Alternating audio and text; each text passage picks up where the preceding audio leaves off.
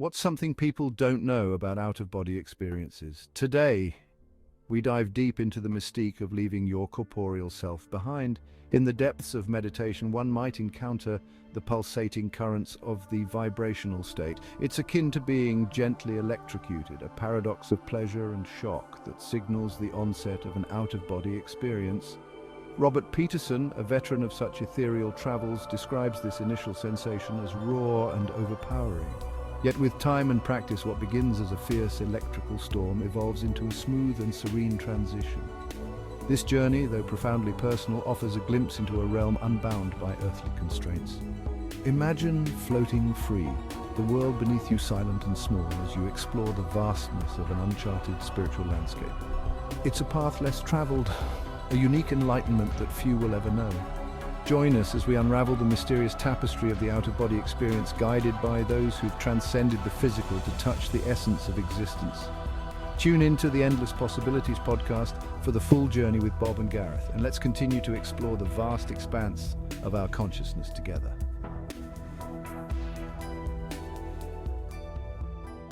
Hello and welcome to the Endless Possibilities podcast.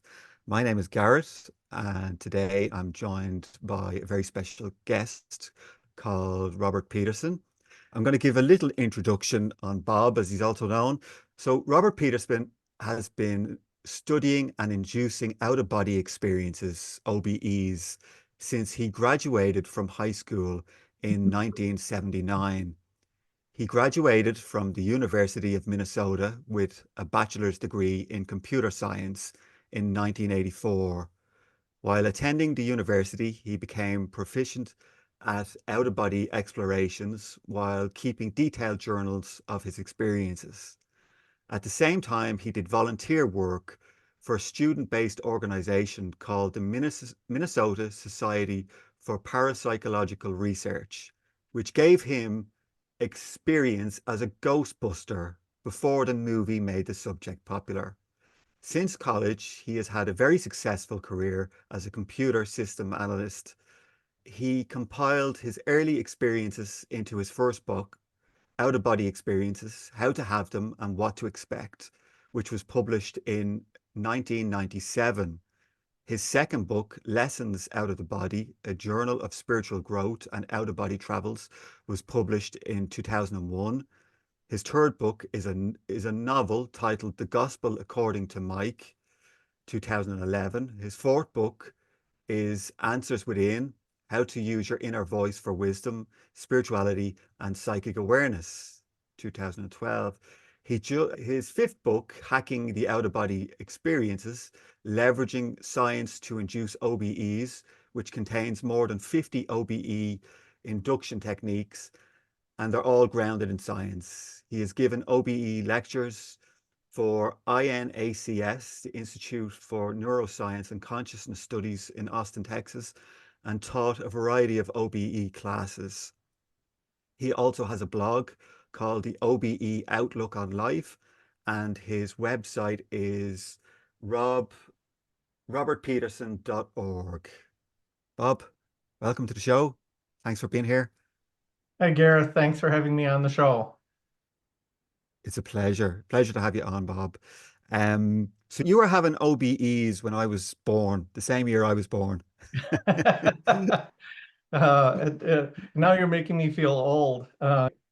It's kind of a long-winded story. I won't bore you with the details, but I was 18 at the time, and my brother Joe, who is an accomplished author in his own right, with several books on esoterica, he gave my dad a copy of Robert Monroe's first book, Journeys Out of the Body. And I read it, and being very skeptical and scientific, which I still kind of am, I decided to try it. And Monroe basically gives a couple techniques in the book, and I decided to try one.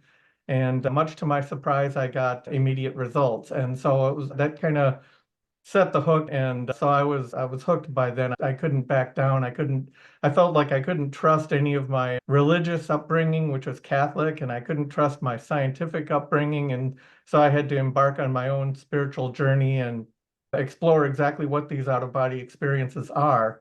So yeah, I was 18 years old and never looked back. It's been an interesting ride.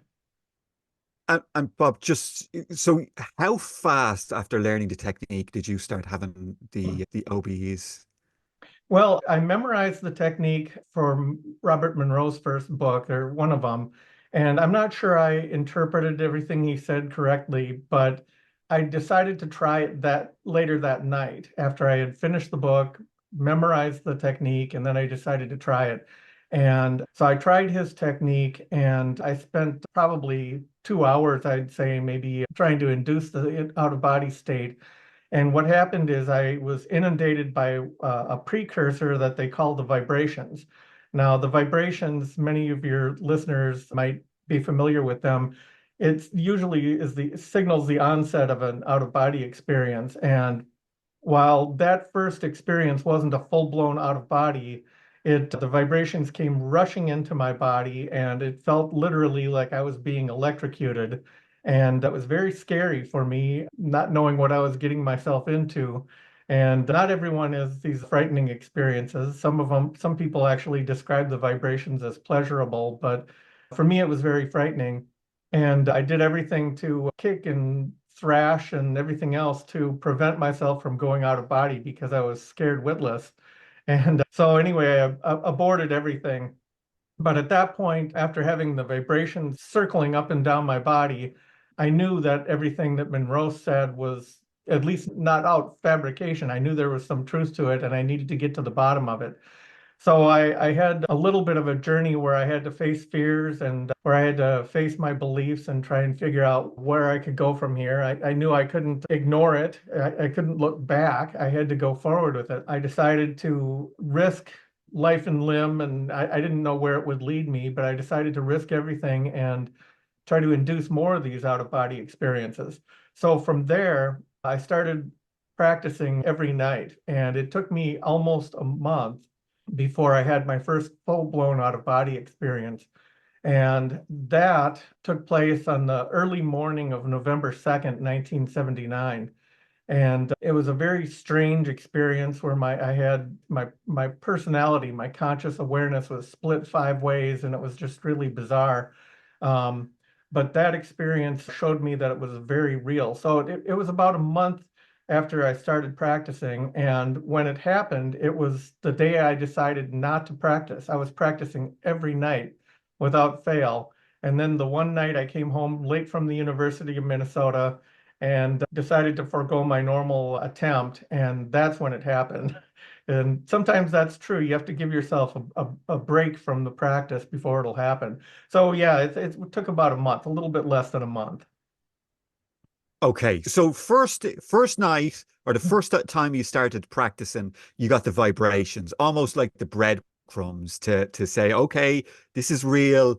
A little bit more practice. Maybe you had to get rid of a little bit more fear because I know a big thing around the OBEs is fear, right? Where it's almost like the monster under the bed. You can't see what's going on. You feel the vibrations.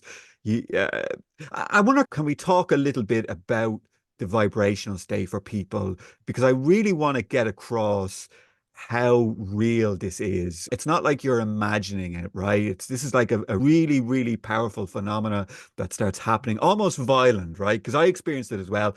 When I first experienced it, it felt like two jet engines were either side of me, and my hearing started going all high pitched. So, do you want to talk a little bit about vibrational state? And Yeah, yeah. There have been, matter of fact, an author by the name of Nancy Trivoletto wrote a book called The I Vibrational know who she State, is. and it's like this thick, right? It's like 2 inches thick. Well, and it's all about the vibrations. And but no, my experience is that they were very rough and electrical. But yes, you're absolutely correct, Gareth, that the experience is very in your face. I mean, as a very scientific, logical-minded guy, very computer-oriented and all of that, I wouldn't accept anything less. I'm not about to fall for Yeah. flights of fancy. I'm not about to interpret dreams as out-of-body experiences. This is a very conscious, in-your-face experience. It was very real. And it's like you're above your body and you're looking at your hands and it's, man, this is really realistic. And you look down and you see your body lying there. And it's, yeah, this is the real thing. It turns out that different people experience the vibrations in different ways, in different intensities. For me and for most people, it started out as a very rough electrical vibration. So it felt more, as a matter of fact, my first experience with the vibrations, I saw like a blue ring of electrical fire look to me. I was seeing this through closed eyelids, a blue ring of electrical fire like this big around, right? And it just kind of went over, slipped over my head, and the vibration swept into me. But it literally felt like I was touching a power line. The was just this rough electrical thing. It was very intense. As the years go by, and a lot of people experience this, that they have rough vibrations at the beginning, but as the years go by, it kind of smooths out. And some people would say that as you have more of these experiences, you tend to become more spiritual. You tend to see things from an otherworldly perspective. You don't look on things so much in the physical world as much. You don't value material objects as much as you used to, all of that. And you raise your vibrations, right? And as you raise your vibrations that come in as the precursor to OBEs get to be a lot smoother and mellow. I know Nancy Trivolato she wrote even in her book that the vibrations can be very pleasurable, and they can even feel, some people have compared them to orgasm, that it's that pleasurable. But for me, it's so smooth now that I very rarely even notice the vibrations when I leave the body. Matter of fact, once in a great while, I'll have the vibrations rush in, and it startles me because, oh, that hasn't happened in a long time, right? I'm more used to it just being this buildup of energy, and boom, I'm out. So it's a fast thing, and no big, long-winded, intense vibrations. So when that does happen occasionally, it kind of startles me. But yeah, a lot of people Yeah. describe it as a rushing noise. Some people describe it as a booming noise, but it can last a long time, right? I mean, when I had the vibrations, it was going on for probably a full minute, I would guess, maybe Yeah. longer, but it was very intense. And it seems to build up into a crescendo or a climax, right? And then Yeah, you absolutely. Yeah. separate, right? And it can start out, and that's one out of body technique, is to imagine the vibrations are there. Once you've experienced them, of course, you kind of have a memory of what they're like. So you can kind of remember what they're like, and kind of get that feeling and build upon that feeling. And then eventually it'll kind of grow into that vibrational state. And so, yeah. It's funny that you spoke about how it had to be such a real, like the experience for you to make you believe that this stuff is real, right? Because I was very similar, a big skeptic. I still am very skeptical. So early on, I really needed them flashy experiences because I was the same. If it was a dream or reading about someone else's experience, I would have just been like, well, they could be making it up. And funny enough, when I was reading Bob Monroe's books, there was something about Bob that I really loved. Such a nice gentleman. And I was like, I know this guy is telling the truth, but I have to have it myself. I have to have that experience. So that's really great. Okay, so you had your first experience, and can you tell us what that was like? What happened when you finally popped out? Okay, well, so my very first experience, what happened is it came about from what most people would call a lucid dream. And there's a big difference between out-of-body experiences and lucid dreams, but lucid dreams can be a gateway to the out-of-body experience. But basically, I had been programming in a computer lab at the university all day long, basically. And in the background of this, somebody at the back of the lab, one of the people in the lab, had a little portable radio with a hockey game playing. They were trying to keep track of the hockey score on the radio, and it didn't even register to me.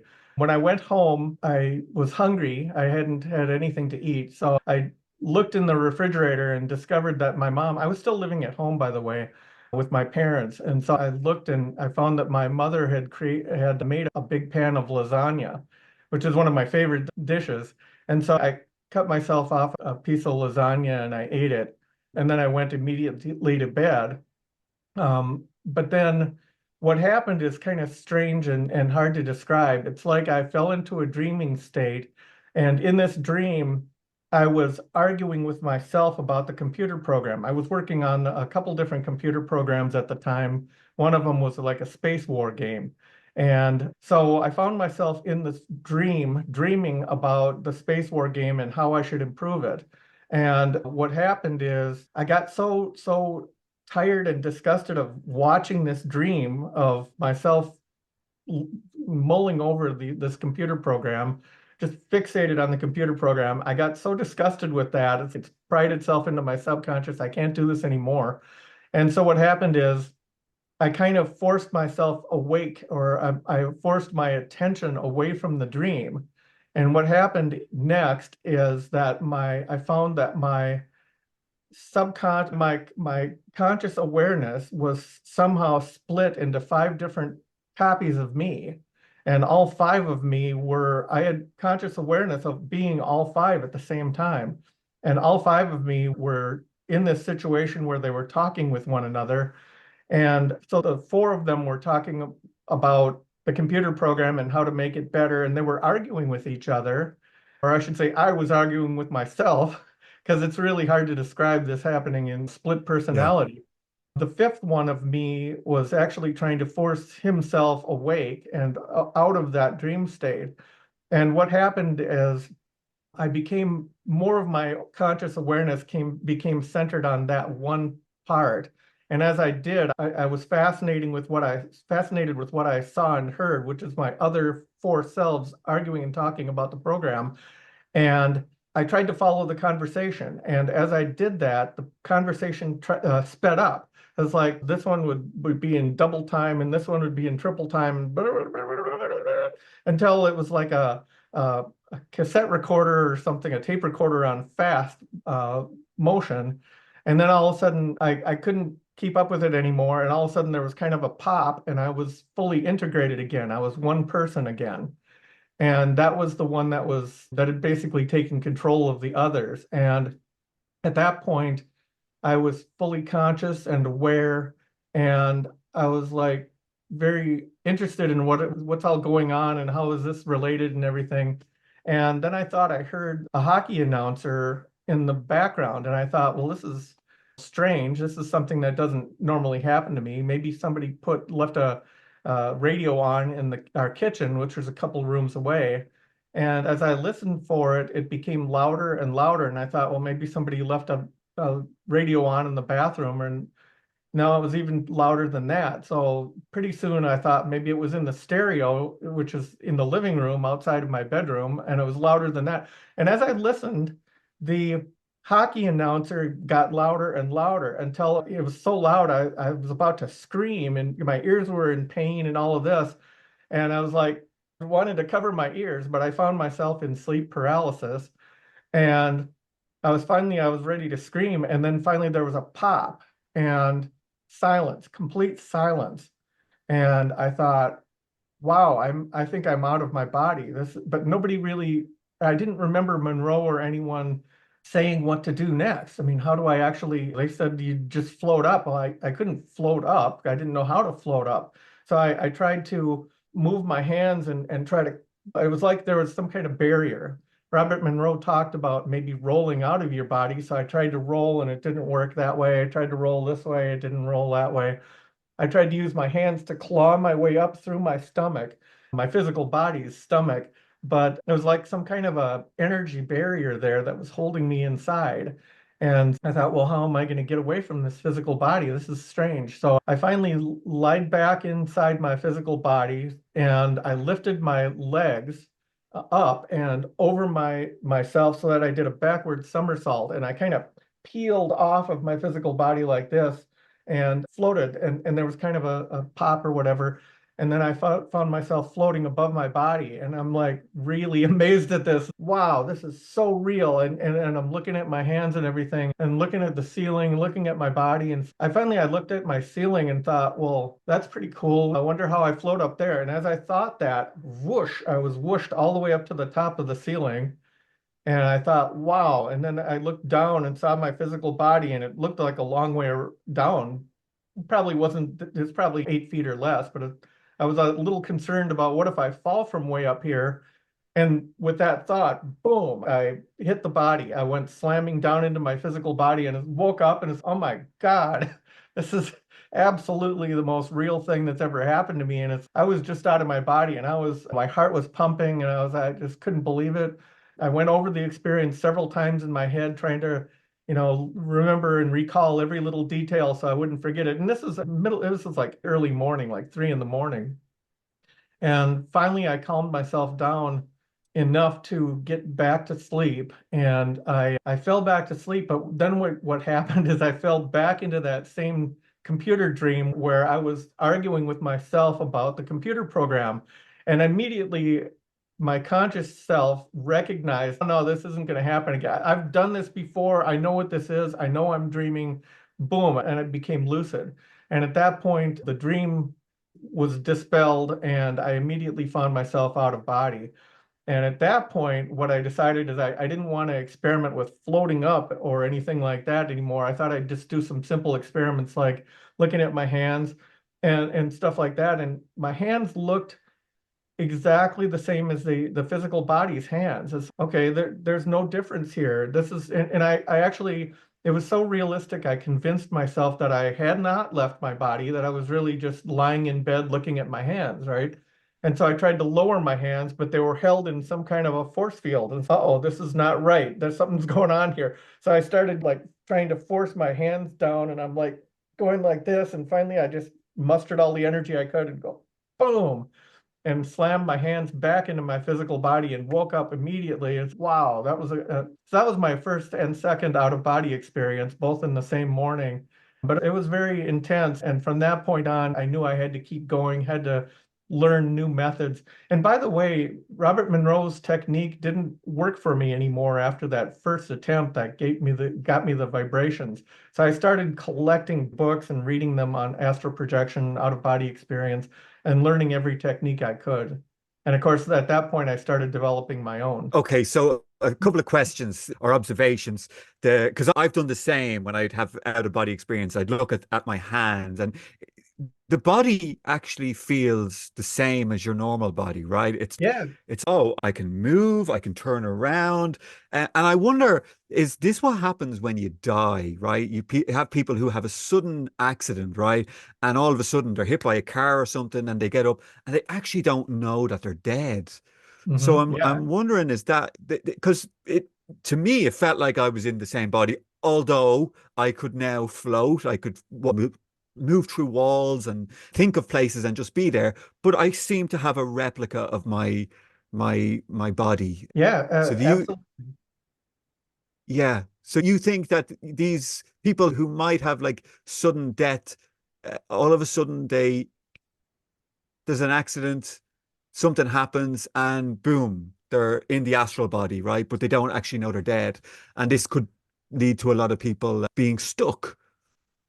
Yeah, absolutely. I think that it's very common, and not just people who die suddenly, but people, I think, for example, somebody sick and lying in a hospital bed, and one day they are sick in bed dying, and then they suddenly wake up Mm, and they don't realize that their physical body has died and they're still in the hospital bed, and they may get up or they may still feel sick or whatever expectations for how that body felt when it was sick.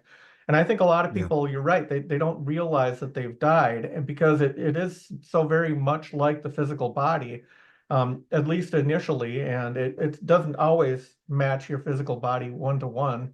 Um, but yeah, I mean, I've had multiple out of body experiences in which I've sat up on the side of my bed and gotten up in the middle of the night and walked toward the bathroom and all of a sudden been zipped back to my physical body. It was so realistic, I didn't realize I was out of body. It was like, oh, okay. It felt completely normal and natural. And it was just another out of body experience, but it was so realistic that you can't even tell. Okay, so you started having a bit of success with these techniques, right? You started popping out of the body into what Bob would call locale two, right? It was like an astral version of this reality, right? Everything kind of looks a bit similar. So what started happening? What sort of experiences started happening in your OBEs? Were you met by anybody? Um, Yeah.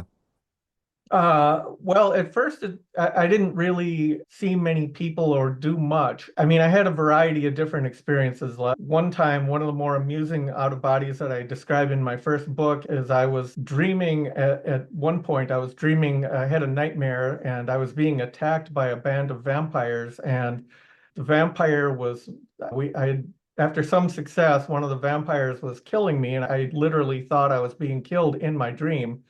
And I was startled awake. And when I opened my eyes, I saw a hand like this in front of me.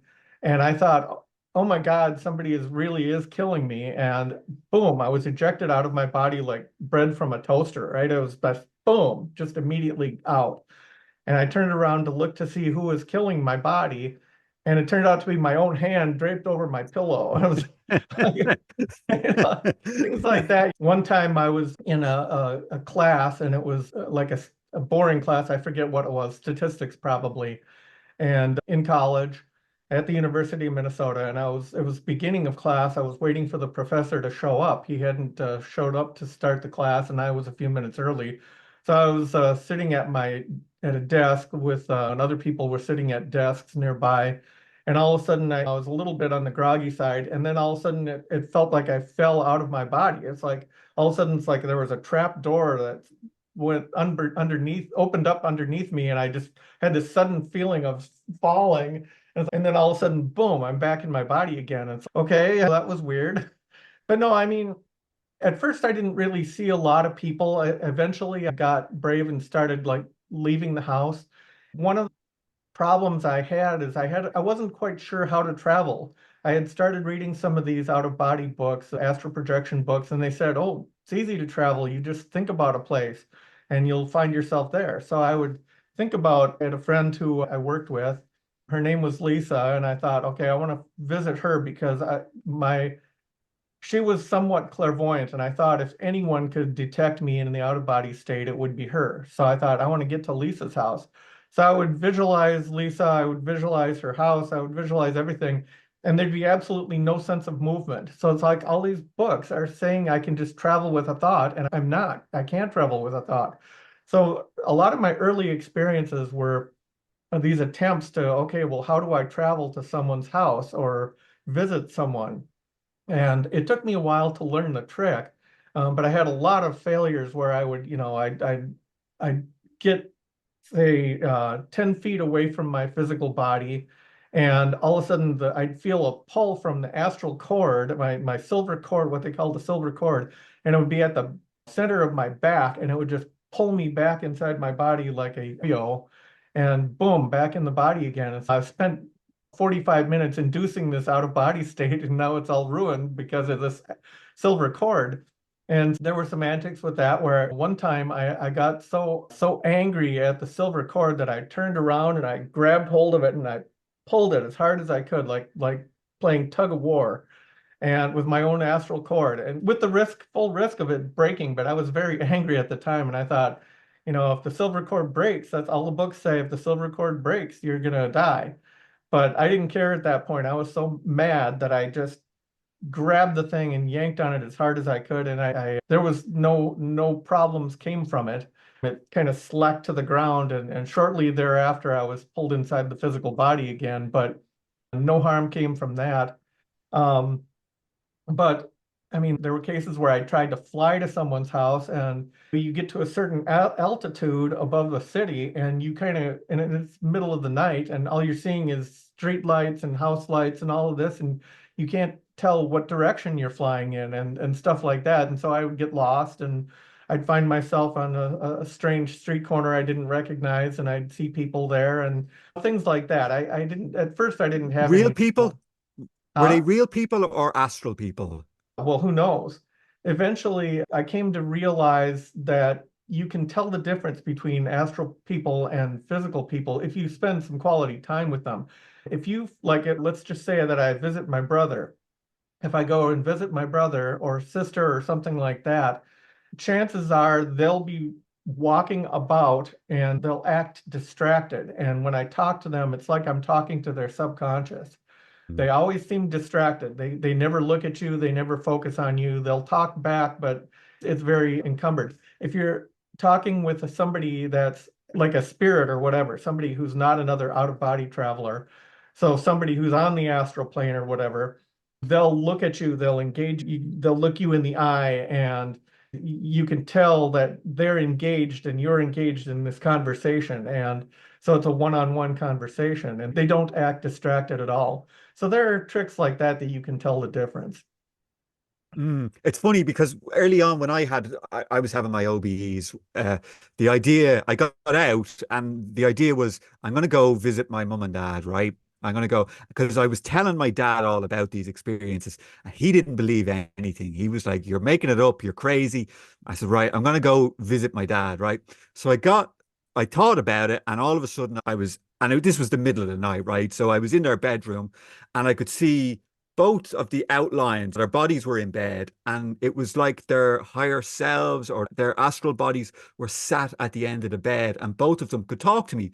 And I said, "See, Dad," I said, "I told you I could get out of my body." And he goes, "Oh, we never doubted you." But I wasn't talking to them. And I asked him the next day, he had no recollection of it. So I'm wondering, did you come across that where you would go to visit people and talk to a different aspect of them? Oh, yeah, absolutely. And you're right that they have no recall of the conversation. And it's like you're talking to their subconscious mind, not their conscious mind. Very interesting. Okay. And okay, so all of these experiences are unfolding, right? And it's funny because I had very similar kind of process to you, right? Where I would get out of body and then it would be like I could do a million things. And the the most interesting thing I could think of was like go to the field outside and I'd be in the field outside looking around and I could have done a million different things, and I could never come up with ideas when I was in the out of body state. So I'm wondering how long before you started having like interesting things, like interactions. Was there anything like that? Astral beings taking interest in you? Well, yeah, there's always, I mean, every out of body experience I've had has been just fascinating to me. I have no, I don't get tired or it's all fascinating to me. But yeah, I've had several experiences in which I just talk to a person, see them on the street corner, I'll talk to them and they'll act and behave normally and, oh, hi, how's it going? Small talk, that kind of thing. There have been cases where I'll leave my body and find myself surrounded by people dressed in 1800s clothes, a lot of these dark clothes and black and white colors and things like that. And they don't seem to notice me at all. It's like I'm completely invisible to them and I can't get their attention.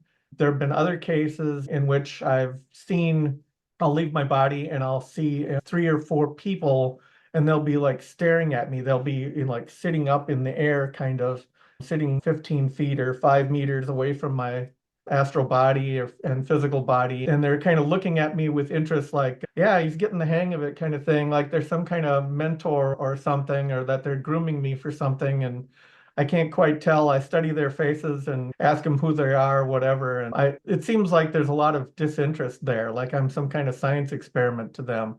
There And are what are they, Bob? Are they guides of some sort or? I don't know. Yeah, I think they probably are some kind of guides. But now it seems like there are different levels of beings, and I'm still trying to work all of that out because some people seem like ordinary people like you and I. Other ones seem more like they're guides, like they're hanging around in the background. And there are still others that seem to be completely invisible. I call them the invisible helpers. And these invisible helpers, I don't know why I can't see them, but they're always very helpful and they won't engage you or talk to you or help you at all unless you ask them. But if I leave my body and then I'll say, okay, can I please get help going to such and such? And a lot of times I'll have a disembodied, invisible voice from nowhere say to me, oh, yeah, I can help you with that or whatever. I'll take you there and I'll feel somebody who'll take me by the hand and I'll travel somewhere and all of that. But it's without actually asking for help, they won't interfere. But they're around us. We don't normally see them. So yeah, and then there's this other group I've discussed elsewhere, and that's to me the best way to describe this last group is I think that they're what we would call biblical angels, because to me they are huge energy, oval energies. I've compared them to, they look like lantern filaments, for example, giant lantern filaments that are like 7 feet tall. And they're usually floating up in the air a couple feet. And so high energy beings. And I've had several experiences with these people, angels, if you want.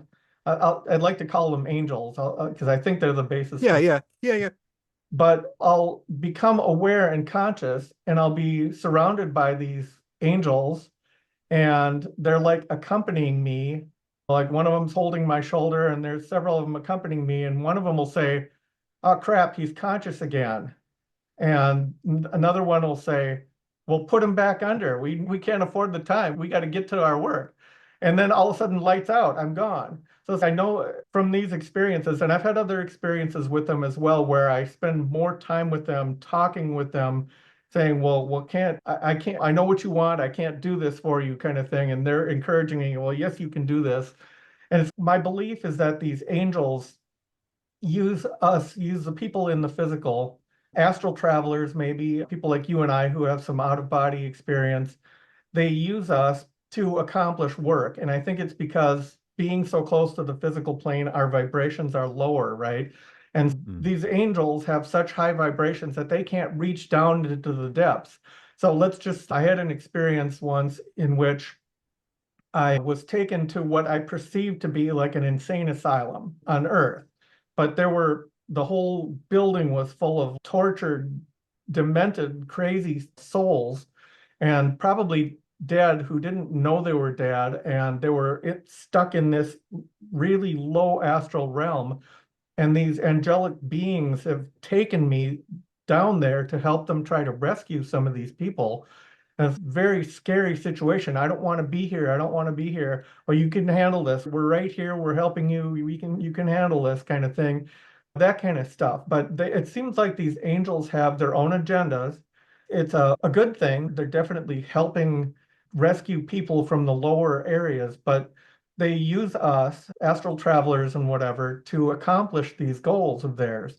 So they're using us as tools. And I think a lot of times our conscious self, like the you and I that we're conversing here, my conscious self is like a monkey, some kind of a primitive monkey that they don't need that extra baggage to do this astral work. They want a deeper essence of me to help accompany them, but they don't need the consciousness to be attached for that to occur. And in some cases, the conscious awareness is just a encumbrance to the process. So they try to keep us under. Okay, so this kind of reminds me of a time when I went scuba diving, right? It was the first time I went scuba diving, and I felt so relaxed. And all of a sudden, we got down. I don't know how many feet we got down, but I looked up and I went, "Oh, I'm gone so deep." I was like, "What if anything happens?"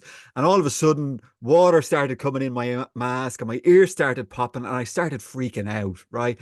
And I guess it's probably similar why they don't want us being conscious in these astral journeys, right? Is because we could probably freak out. We could probably ruin whatever's happening if we panic or we start worrying or bring fear into it. So they actually want us where we're not fully here, right? They're taking, what part would you say? Like the subconscious part of us? Well, I don't know. That's a very difficult question to answer because that first out of body that I had, where I was split into 5 conscious selves, it proved to me that we are more than just one conscious identity. We are many conscious identities, and it's almost like the conscious part of us is just some kind of a avatar of a bunch of other higher selves or whatever that are all focused on this whole deal. So it's really hard to say how far it goes. And unfortunately, I mean, I know one of your podcasts you were talking with Jürgen Ziva, and I love Jürgen. I promote his work wherever I can, but he's gone much farther, so he probably has a better depth of knowledge. My experiences have been pretty primitive compared to his, I think. So I don't have a lot of those answers. Okay. Okay. And then, so another thing that I noticed was that I would start waking up in these classrooms. Yep. Yeah. So this happened to you as well. It almost felt, "Oh, I'm being taught something here." And they would go, "Oh, he's awake or he's conscious." So did this happen as well? Not so much that, but I've had experiences where I've become conscious and I'm in some kind of a classroom and I've also been in classes where it seemed like there was a master and outside in the outdoors, and this master is giving instructions almost like Jesus was said to have done and giving instruction to the people. I've woken up in classrooms where there's an instructor, and I've become conscious in meeting rooms where there's a group of 5 or 6 different Yeah. astral projectors, and we're all seems like we're planning on something that okay, we should do this, we should release this information, we should teach this class, whatever. And I would find myself, and I've actually had one in which I saw Jürgen Ziva there in the room, but a lot of times they end quicker than I can identify what all's going on there. But yeah, I've had those experiences too. Yeah, it's funny when Jurgen was writing the foreword to my book, we were talking a little bit, and he had told me that he had come to visit me and he took me off and we were sat on a like a kind of a mountaintop having a conversation all about consciousness.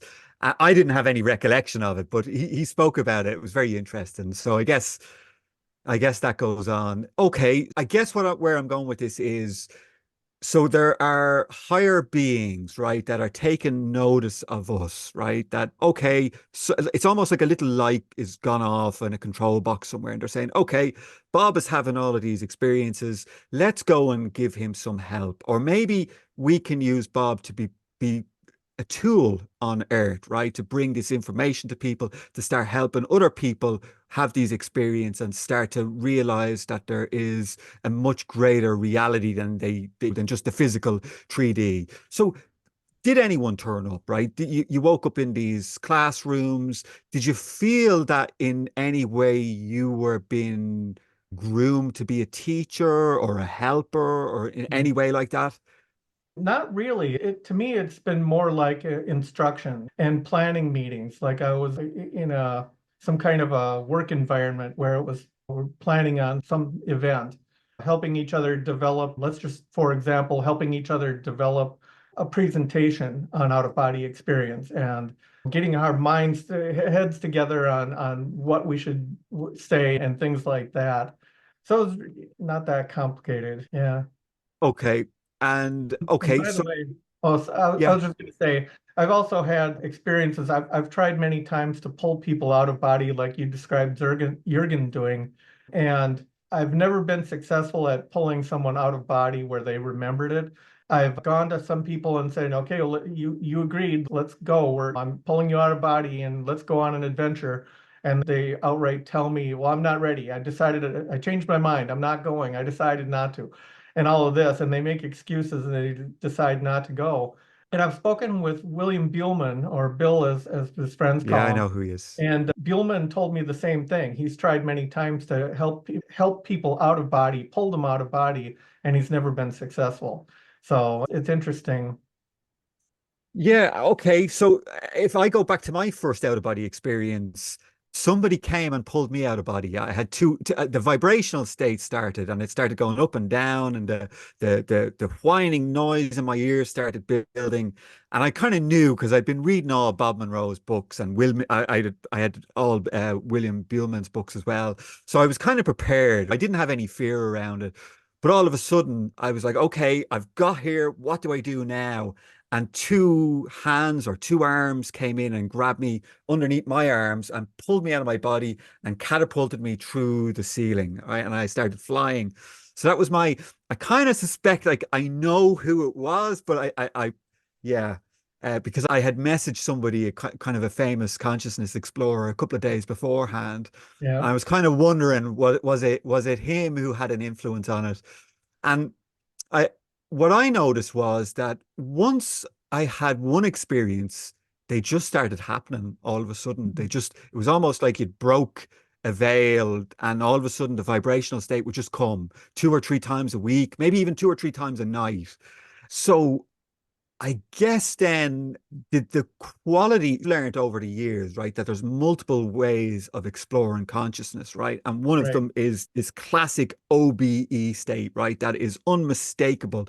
But I've Yeah. also had experiences where I would phase in meditation into different realities, almost like a disembodied awareness, and I could just be there as an observer and look around or maybe float down chords. Did that happen at all?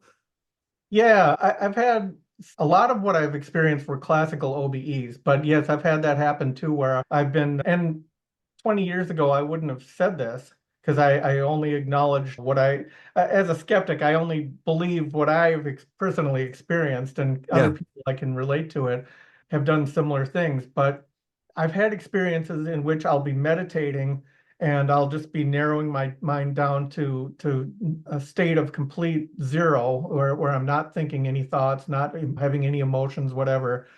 And all of a sudden, bam, I find myself in a beautiful mountainous. I live in Minnesota in the summer and Florida in the winter, but I'll find myself in a beautiful mountainous region. It's like Torres del Paine in Chile, which I visited before, long time ago.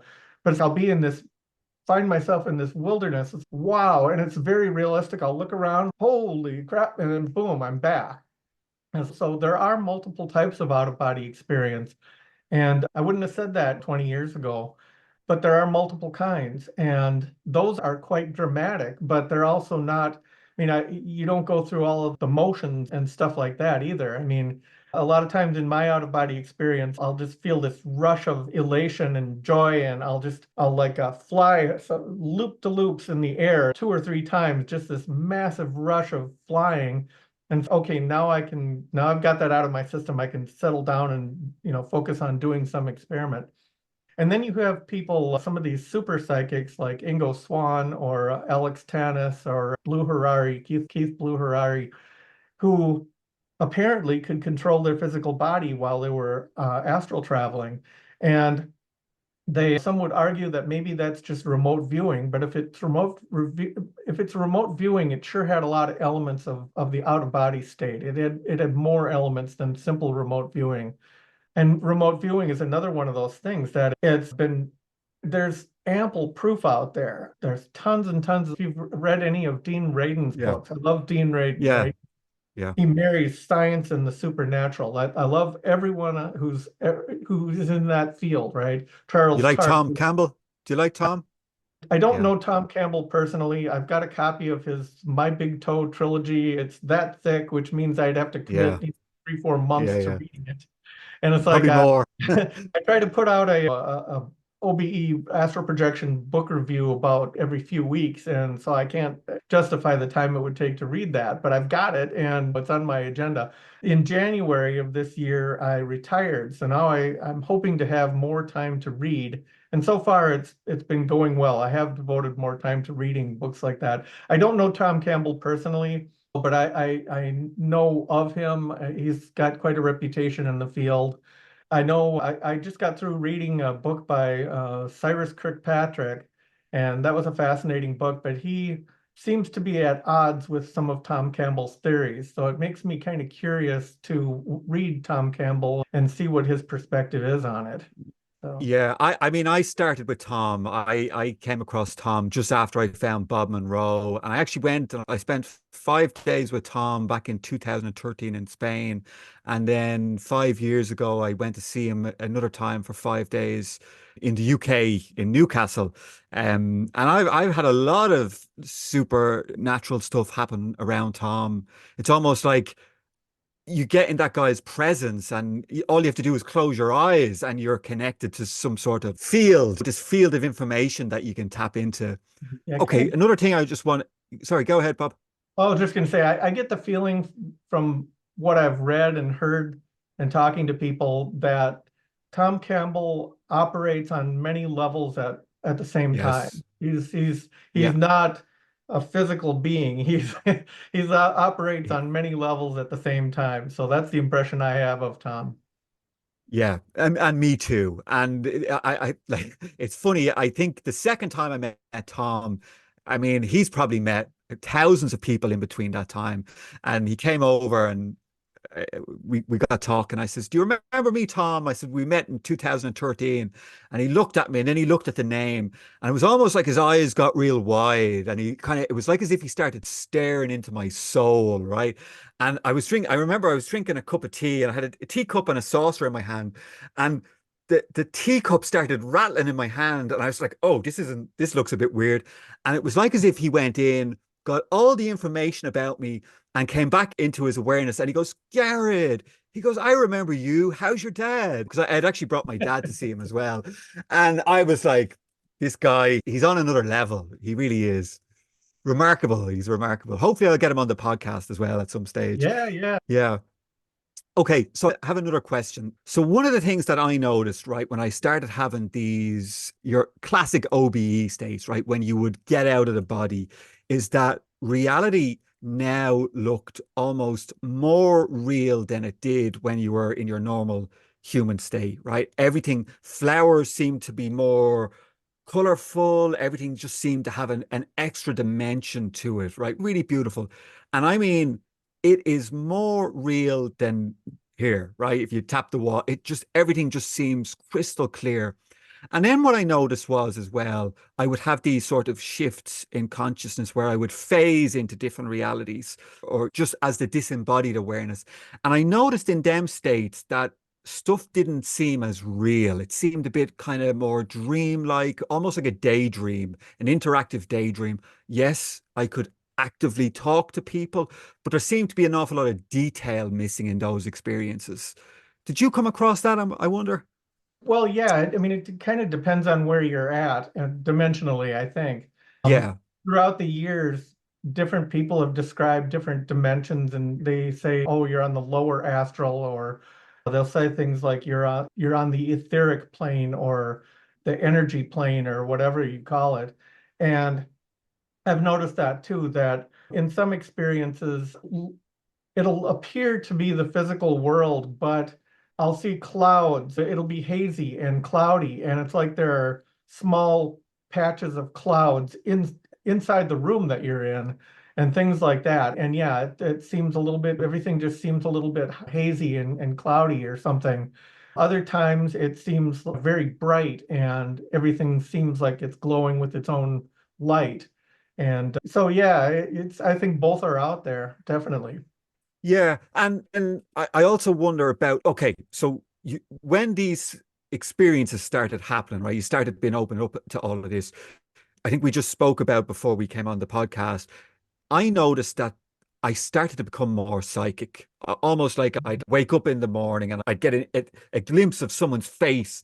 And then an hour later, I would meet that person. All this sort of stuff. Like I'd be driving down the road and all of a sudden I'd go, "Oh, there's going to be a police checkpoint around the corner." I get around the corner, there's a police checkpoint. Did that Yep. start happening? Yeah. Oh yeah, absolutely. And I wrote about this in my first book, Out of Body Experiences, How to Have Them and What to Expect. And for me, it was one of those things that I never expected because I had read several books on astral projection, like Oliver Fox's book, Sylvan Muldoon and Carrington, things like that. And nobody ever said there was a connection between psychic experiences and out-of-body experiences. But what happened to me is I'd have an OBE, and like you mentioned earlier in the podcast, for about 2 weeks, it would be much easier for me to have another out-of-body. So after about 2 weeks, it's like there's this ramp down where it can be more difficult. But for that Yeah. period of 2 weeks or so, maybe three, it's much easier to have an OBE. But also in that period, it's like it would turn on some kind of a psychic awareness. So I would know what was going to be on the radio before I turned it on. Yeah. And I'd hear the telephone ring and instantly know who was going to be on the other end. And I would, more commonly, I would take the words out of people's mouths. I knew exactly what words they were going to say before they said them, things like that. So it seemed, yeah, the out of body, and I made a correlation there between the out of body experiences and the psychic experiences.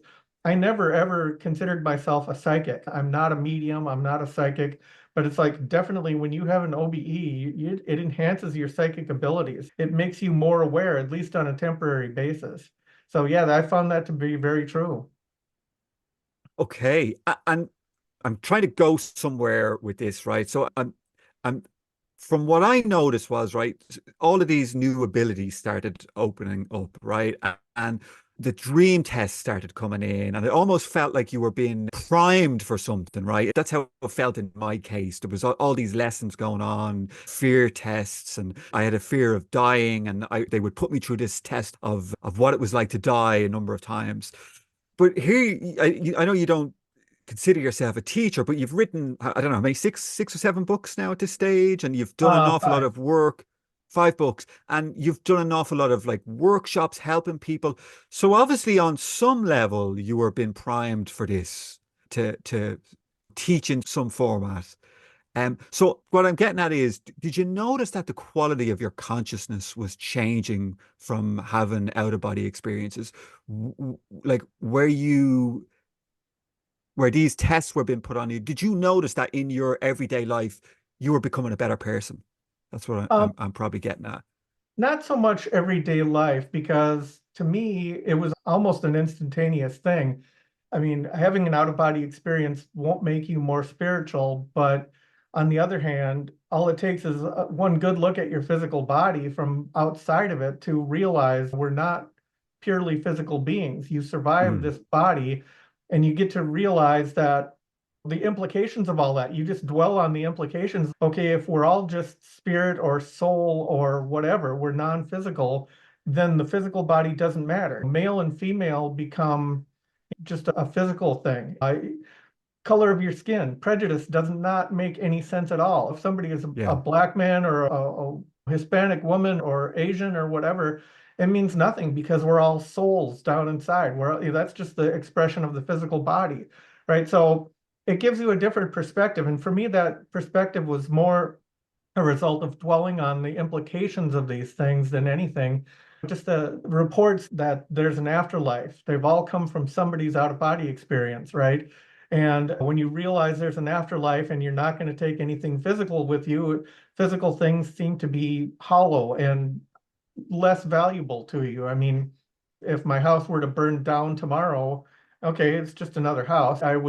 What I'd be sad about is I've got a collection of out-of-body experience and astral projection books. I've got 250 astral projection books in my library, split between here and Florida. And I'd be sad that those have gone away. But other than that, it's just physical stuff, and we're more than stuff. I never really felt groomed to be a teacher. To me, it was more like an eye-opening thing. There's a whole nother world out there. There's my religion. I was a Catholic, and my religion did not talk about this. They Mm, didn't say you could do anything until you died and went to heaven or whatever, or purgatory or hell or these other places. And I was also very big into science. Physics had no room left in it for spirit or consciousness. And science, I think, is slowly now trying to catch up. There's a huge bias in science against consciousness and out of body and anything non-physical. But with the revelations in quantum physics and things, we're starting to realize that at a quantum level, this reality is not what we think it is, right? We're talking about superposition, and we're talking about spooky action at a distance and things like that in physics. It's like they're just now starting to scratch the surface. But people who, like you and I, who have left our bodies, have a more clear picture, I think, of that we are non-physical, and that this physical world is kind of I don't know, a kindergarten or a learning place. And I think we're all here to learn and help one another. And so for me, these out-of-body experiences were kind of eye-opening as well. None of these other books talked about this and the implications.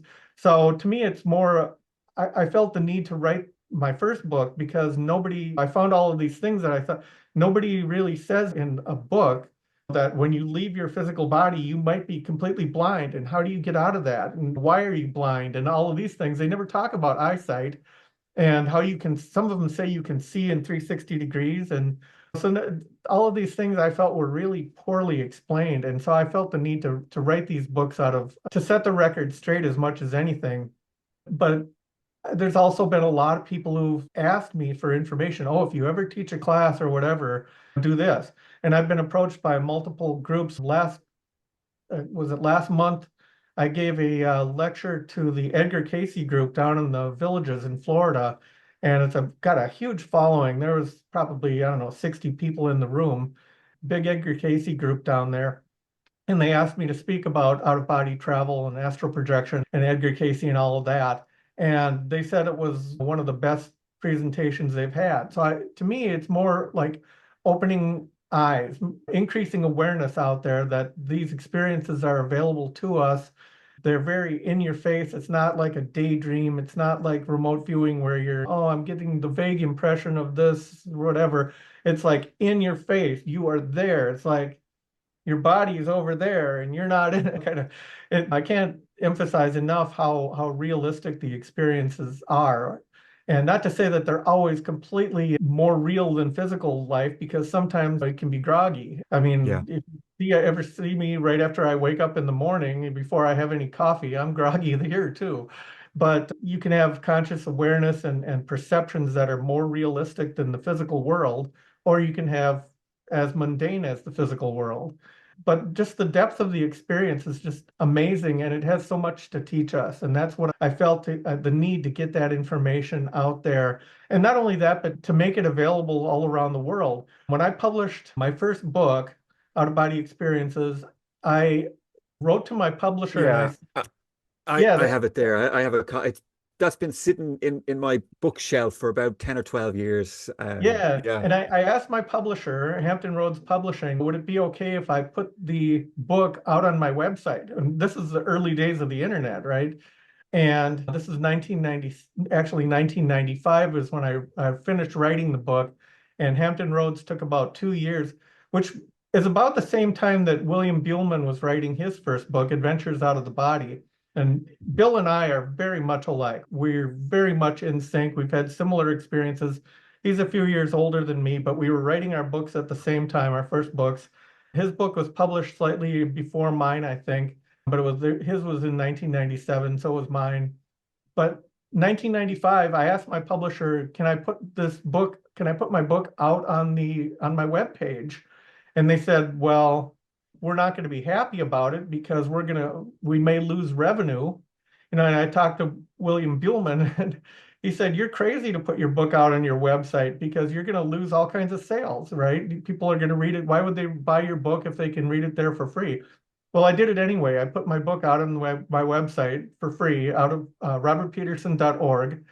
And immediately I started getting emails from places like Africa and Turkey and all these places that were on the internet, but they would never find my book because it was published by an American publisher and not available anywhere but a very limited audience, right? And I suddenly had people in Spain and Portugal and And this was before Amazon as well, my right, book. It's Bob? like, and it's only increased my sales. It's helped my sales greatly, I think.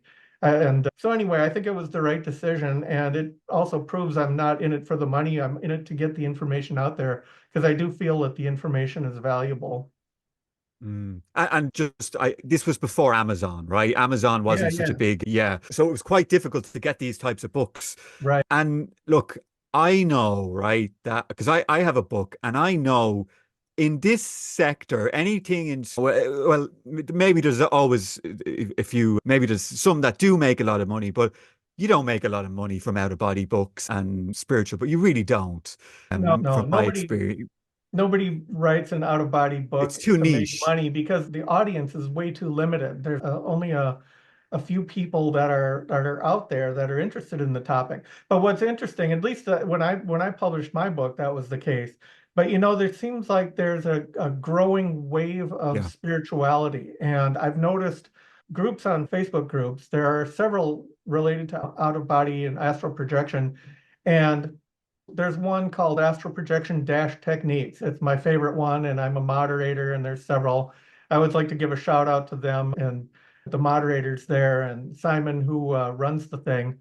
But the out of body or the Astral Projection Dash Techniques group has grown immensely. It's only been active for 3 years or something like that, and it's got 130,000 people now, members. Wow. And yeah, and every day there's like hundreds of member requests of let me in. And about 50% of those are rejected because we have a pretty strict screening process whereby we say, okay, well, we want to find out a little bit more about you. Why are you interested in the group? And do you agree to the admin rules? And what books are you currently reading? And somebody gives bogus answers or doesn't answer the questions, they'll automatically be rejected from the group. I'll come back here when you're willing to answer the questions. But if somebody says, okay, well, I'm reading Tom Campbell's My Big Toe, or I'm reading Robert Monroe's book or whatever, it's okay, let them in. They're obviously interested in the topic and they want to engage. But they're very strict also. If you start spamming the group with Yeah.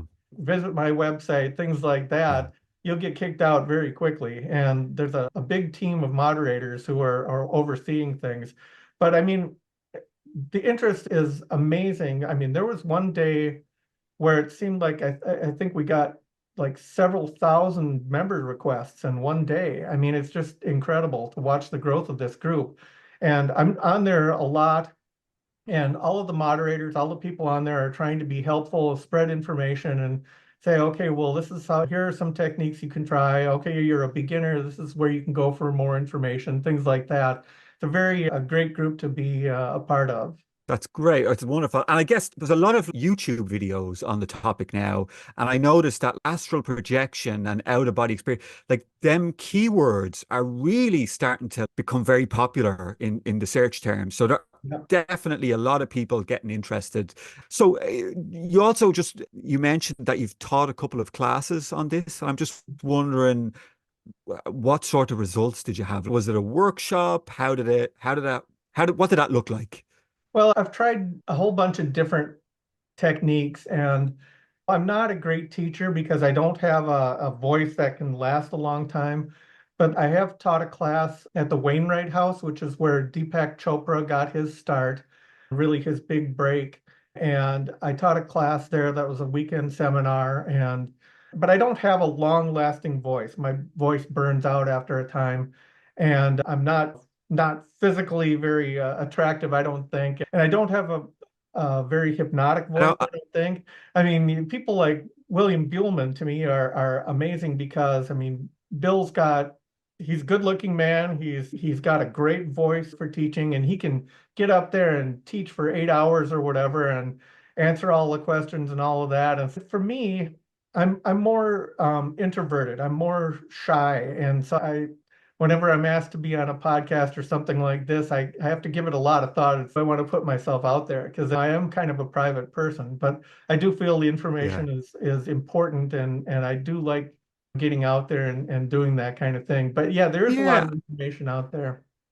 I mean, you're doing great here. This is turning out to be a fabulous podcast. So I'm delighted you've come on and yeah, I don't see what I see someone who's got some great information and great books and who's doing a great job. So I wonder, has anyone had results with the techniques? What's your feedback been with them? Well, on my first book, Out of Body Experiences, I've had several people say that they had their first experience because of reading my book. But I mean, I went through a period where there were several years where I watched internet forums and things like that before Facebook, and people would say things like, I've tried everything. I've tried Monroe, I've tried Buhlman, I've tried Bob Peterson, and nothing works, kind of thing. It's discouraging to Yeah. me. Well, I thought I put out pretty clear instructions. Why aren't they working for everyone? I thought, gee, it should open the door for everybody. And come to find out that different people need different techniques, and what works for one doesn't work for the next.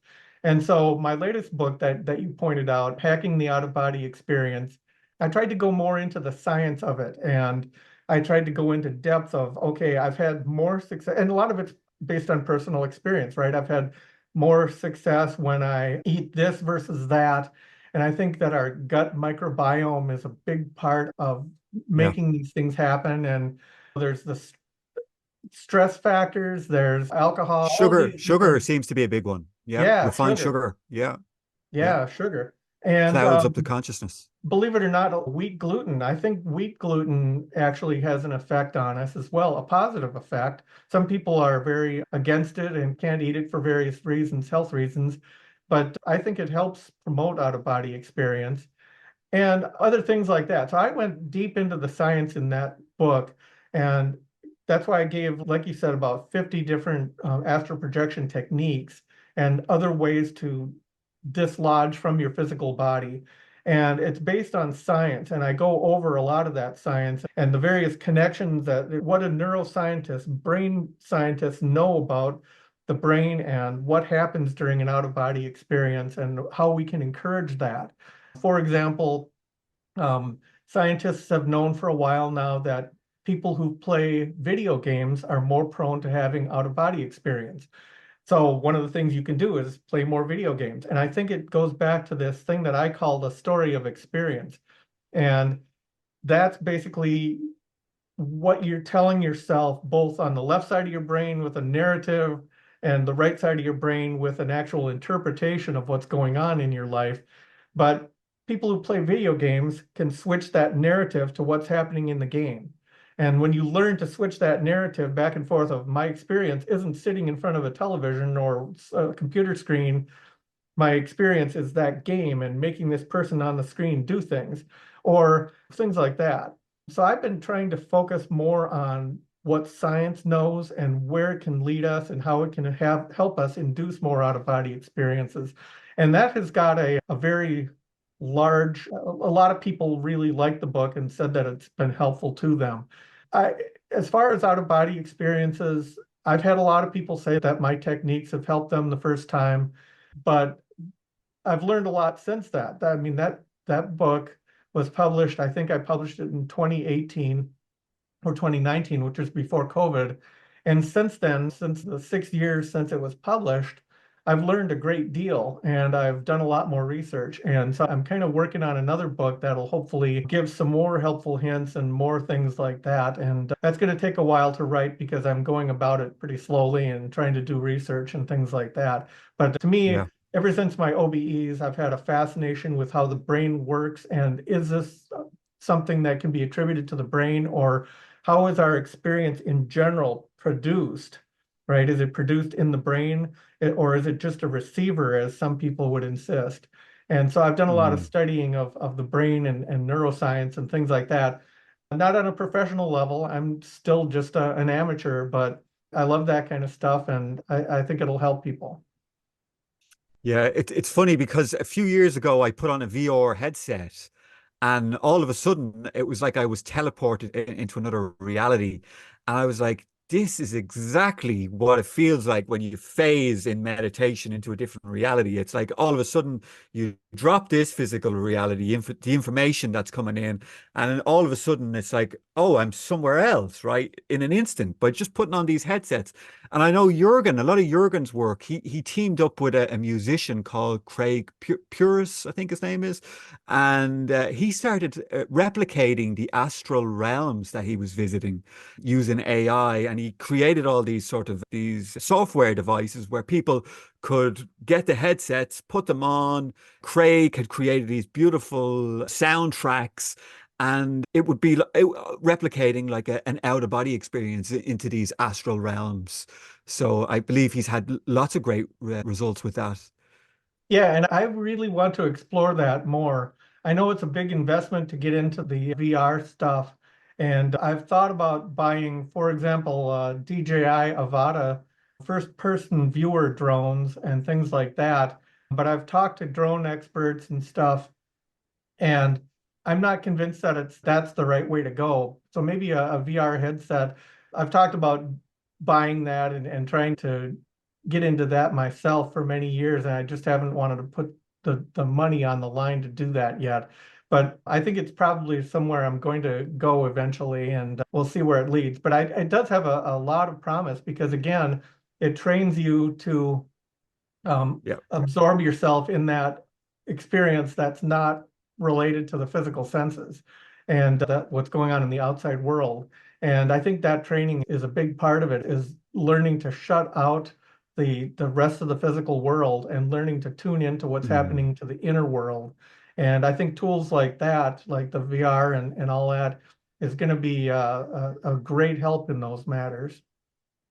Yeah, I think another couple of people, they've experimented with flotation tanks and these sort of light devices. Like I know there was one that came out called the Lucia, and it would kind of flicker all these different lights and induce like phasing, almost like a psychedelic experience just with the light. So I know that a lot of it is to do with cutting out the data information, the data input that we receive from our hearing, our sight, our touch. So there's so many different uh, technologies out there that can be used. One Yeah, other thing I just wanted to sorry, go ahead, Bob.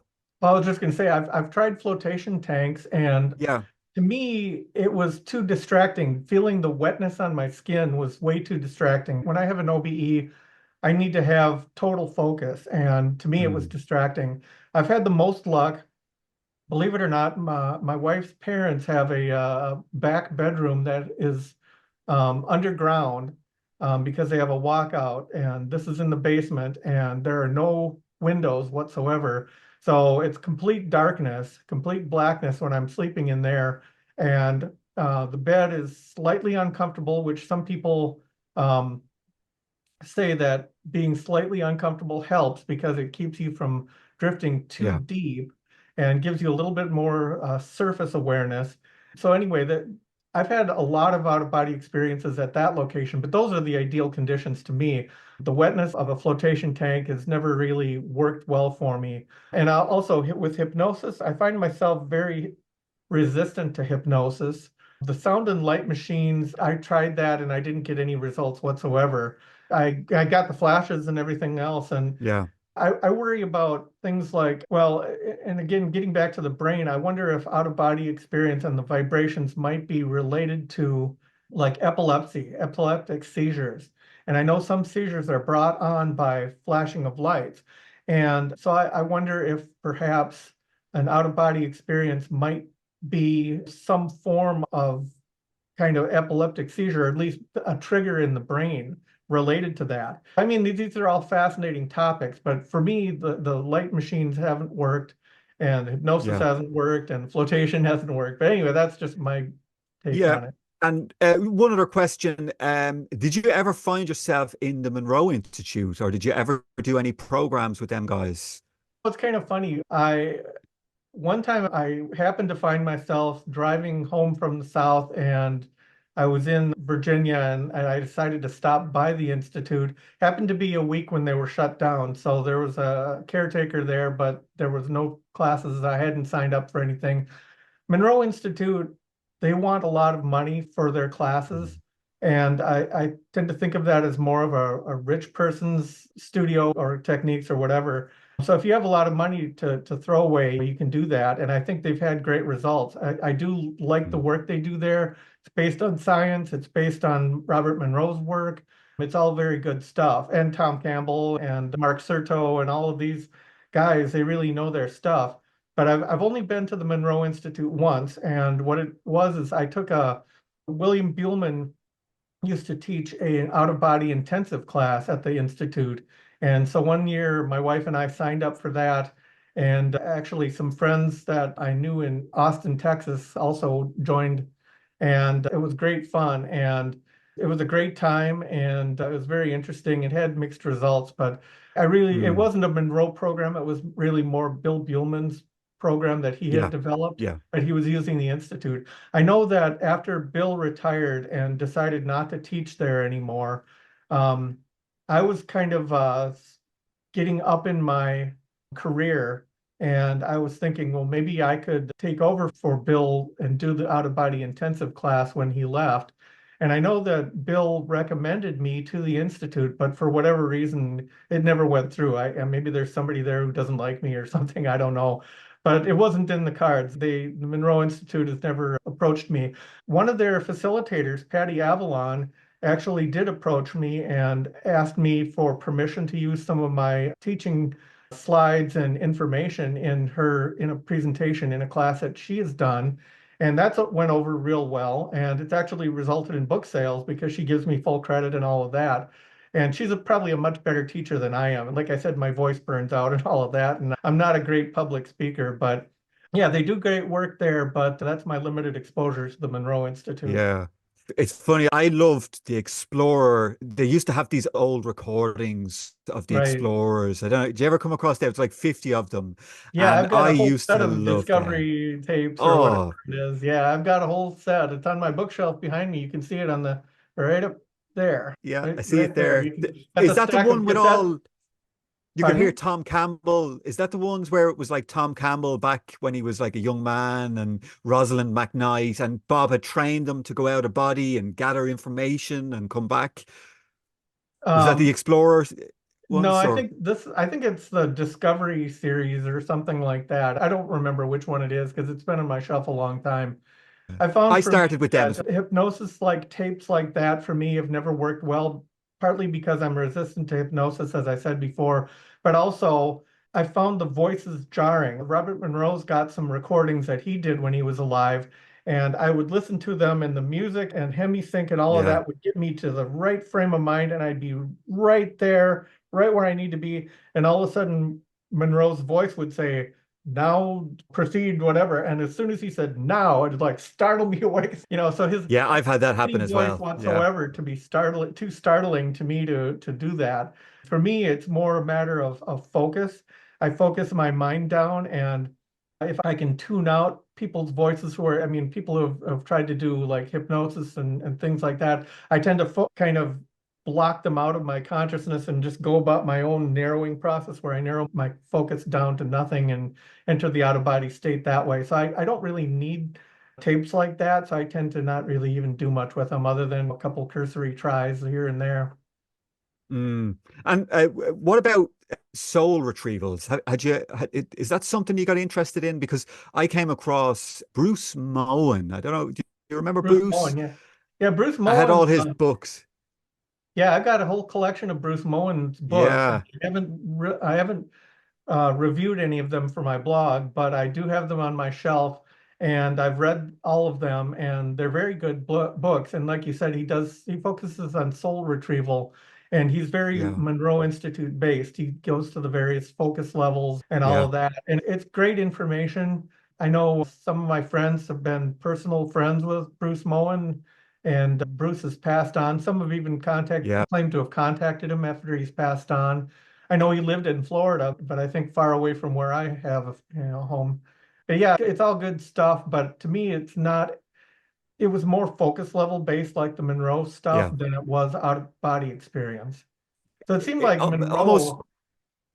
Monroe. Sorry, I was What I going was to going say to go ahead. Monroe Go ahead, Bob. started out with his Monroe started out with his full out of body experiences, and then at some point when he wrote Far Journeys, he started switching his Yeah. focus from OBEs to actually these focus levels, where he would go to focus level 27 or all of Mm. this different stuff, and it seemed like his whole attitude toward the thing changed. So for whatever that's worth, but Bruce Moen is more based on the focus levels and that stuff than the actual OBEs. Yeah, it's initiated by imagination. So what you do is you start imagining yourself walking down a path and maybe like looking around and taking in information. And then at some point, the experience starts to take on a life of its own. So you might Right, all of a sudden find yourself speaking to someone and it doesn't feel as real as an OBE, but there is somewhat of a moving daydream, interactive. You're able to talk, get information, but a little bit hazy compared to a classic OBE. So right, yeah, right, a kind of a phasing initiated with imagination.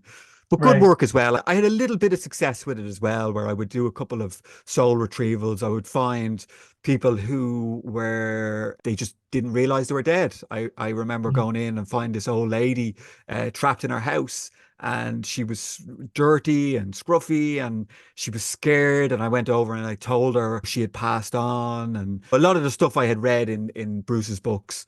Mhm. Yeah, it was quite interesting as well. Yeah, and there's so many different avenues to go down with all of this, right? Right. Yeah. Absolutely. Yeah. I mean, we could be at it for hours. Yeah, This yeah, is my pet topic, and I never get tired of talking about it. yeah. We'll have to get you on again, Bob. So I guess we've probably come to the end there. We're probably at about 90 minutes. So Bob, I'll put a link down below to your website, to all your books, any of the groups that you're on as well. Maybe you could send them on to me and we'll list them. Sure. Yep. Yeah. I'll look forward to And that. I'll email you some stuff, and I'll look forward, and I'll post a link on Facebook and try to get some people listening to the podcast. oh, no doubt there'll be a lot of people who'll find this one fascinating. It's been a great conversation. Anything you'd like to add before we end, Bob? No, not really. I just It's a fascinating topic, and I think it's available to pretty much everyone who wants to start along that path. It has so much to teach us. And I think that if there are teachers and gurus out there who say that they know how it is, it's probably that they don't. Because the more I learn, the more I know I don't know. I think it Socrates or Plato said something like that. The more Yeah, I know, yeah, the more I realize I don't know. One of yeah, the Greek philosophers. So anyway, yeah, beware of false gurus and people who want to suck you into cults or anything like that, because it's available to everyone. I would say don't let anyone become a intermediary between you and the spiritual world, because that mm, spiritual world is available to everyone, and you don't need to spend lots of money. You don't need to go to any particular church or join a cult or take a drug. You just need to do the homework. You need to do the research and the homework, and you need to put in the time actually doing it. And that's the biggest thing. So that's about it. and these are not drug-induced experiences either, Bob, right? These are fully lucid, clear-headed Absolutely. experience. Yeah, yeah. You're Absolutely. not Yep. taking, yeah, there's no mind-altering substances. And I guess if somebody wants to start out, Bob, what book would you recommend? I thought that Hacking the Outer Body was a really good one for lots of great techniques. Well, out of my first book, Out of Body Experiences, How to Have Them and What to Expect, I usually recommend that to people first because it kind of explains how I got into it and what happened to me. Mm, And it's kind of more of an account of where I went with the experience and what my actual observations. And I give plenty of examples. But then it also has techniques. There's a technique at the end of every chapter. The latest one, Hacking the Out of Body Experience, is good, but it's all just techniques. It's all about the yeah, yeah. techniques, and it has no background of what to expect or anything like that. So it depends on what you're looking for. There's a lot of good books out there. What I would recommend is go to robertpeterson.org, which is my website. It's kind of primitive. I need to rework it, but it has links to my blog where you can get an index of articles I've written with lots of helpful hints, tips, and techniques in there, all free.